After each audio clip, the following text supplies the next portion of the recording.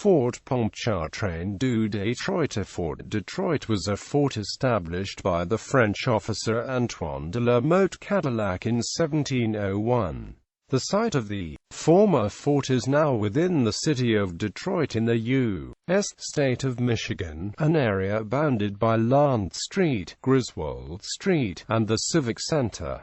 Background and construction. Cadillac ordered Fort Detroit built on the Detroit River to try to keep the British from moving into the West and to monopolize the fur trade in central North America. Before he built Fort Detroit, Cadillac was commandant of Fort de Bouade, another French outpost in North America. Fort de Bouade was abandoned in 1697 due to conflicts with religious leaders over the trading of alcohol to the Native Americans. Cadillac persuaded his superiors to let him build a new settlement.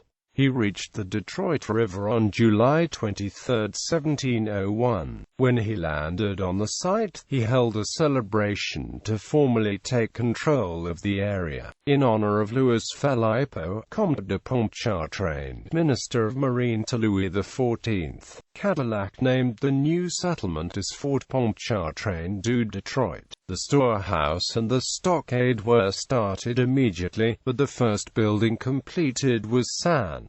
Anne's Church. The stockade came next and was made of logs with defensive bastions or towers in each corner. After the fort was established, some Ottawa and Huron moved into the area for the convenience of trading with the French.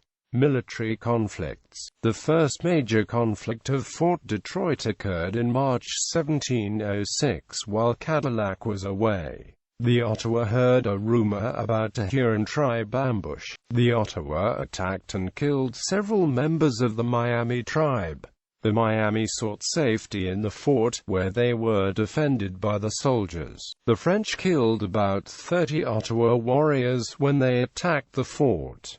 After the battle, the Miami attacked an Ottawa village. In the conflict, a French priest and sergeant were both caught outside the walls and killed. The fort was commanded by Etienne de Vignard, Sieur de Bergmont. Bergmont was criticized for his handling of the incident. When Cadillac returned, Bergmont and some soldiers from the fort deserted. The French captured one of the deserters, who testified that the deserting party had shot and killed one of its own and cannibalized him. Bergmont remained on the lam, living with the Native Americans and taking a Native American wife and having a child. In 1718 he was decorated with the Cross of St. Louis and given an Order of Nobility for being the first European to map the Missouri and Platte rivers and for enlisting the Native Americans to side with the French against the Spanish. Cadillac was removed under accusations of corruption. In 1710, François de la Forêt was appointed as Cadillac's successor, but sent Jacques-Charles Renaud Dubuisson to administer his role. In 1712, Jacques-Charles Renaud Dubuisson officially replaced Cadillac as commander. The Fox heard of this change in leadership and planned an attack on the fort. They besieged the fort in late April, with a force of about 1,000 Fox, Sac and Mascoutins. The Ottawa and the Huron were out on a raid and could not help the French. Jean-Baptiste Bissot, Sieur de Vincennes, commander of the French outpost at Kekianga, and 7 fur traders reached the fort, sneaking through Fox lines. Dubuisson sent messengers, and the Ottawa and Huron Indians returned to the fort side. When the warriors came, the Fox were caught between the French and their allies. They were themselves besieged until the end of May. They fled to what is now Windmill Point, where the French and Huron warriors pursued them. After 4 days' siege the Fox surrendered so the families would be spared. The French agreed, but after the Fox were disarmed, the French attacked and killed all of them. This event is known in the Grosse Pointe area as the Fox Indian Massacre.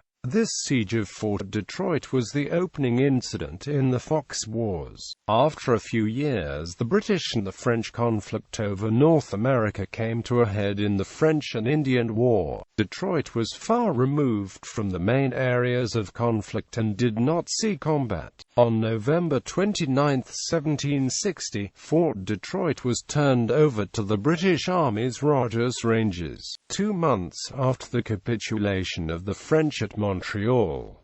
British rule differed in several major ways from French rule. The British required greater taxes and confiscated weapons from unfriendly settlers, as they classified many French Canadians. They refused to sell ammunition to them or to the Native Americans. The French traders had armed many of their trading partners with guns for years, beginning with the Iroquois in New York. The British changes limited the ability of the Native Americans to trap and hunt, as well as rendering them less of a threat. The British did not emphasize maintaining good relationships with the Native Americans. The French Canadians had formed many families through intermarriage and knew about the custom of giving gifts. After the French left the conflict, Pontiac, leader of the Ottawa, rallied several tribes in Pontiac's rebellion and attempted to capture Detroit from the British on May 7, 1763. They failed to capture the fort, as the British were forewarned of the attack, but did lay siege to it. The British force in the fort, commanded by Henry Gladwin, consisted of 130 soldiers with 2 6-pound cannons, 1 3-pound cannon, and 3 mortars.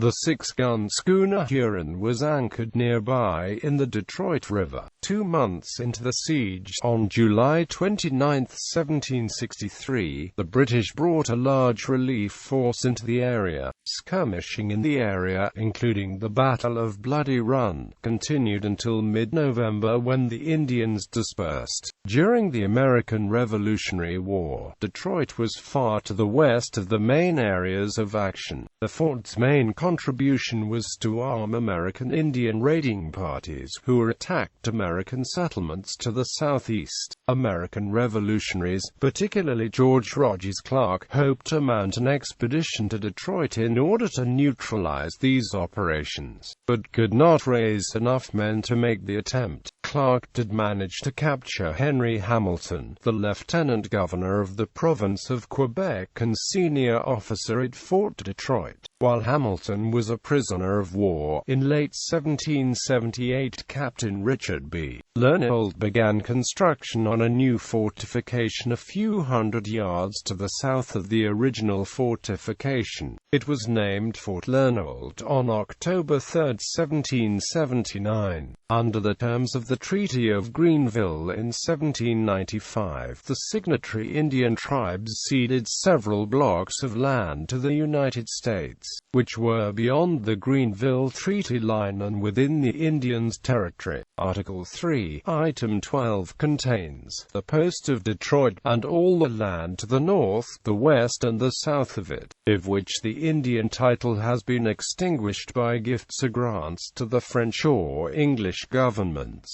and so much more land to be annexed to the district of Detroit as shall be comprehended between the River Racine on the south, Lake Street, Clare on the north, and a line, the general course whereof shall be 6 miles distant from the west end of Lake Erie and Detroit River. On July 11, 1796, under terms negotiated in the Jay Treaty, Fort Detroit, Fort Larned and the surrounding settlement was surrendered by the British to the Americans. 13 years after the Treaty of Paris ended the war and the area was ceded to the United States, it is claimed that only Fort Larned survived the 1805 fire which destroyed Detroit, so presumably no parts of the original Fort Detroit remained after this time. Fort Larned was renamed Fort Detroit in 1805, then renamed Fort Shelby in 1813. During the course of the War of 1812, both the Americans and British launched invasions of each other's territory, all of which were unsuccessful or gained only temporary success. At the end of the war, the British held parts of Maine and some outposts in the sparsely populated West, while the Americans held Canadian territory near Detroit. But these occupied territories were restored to their respective nations at the end of the war.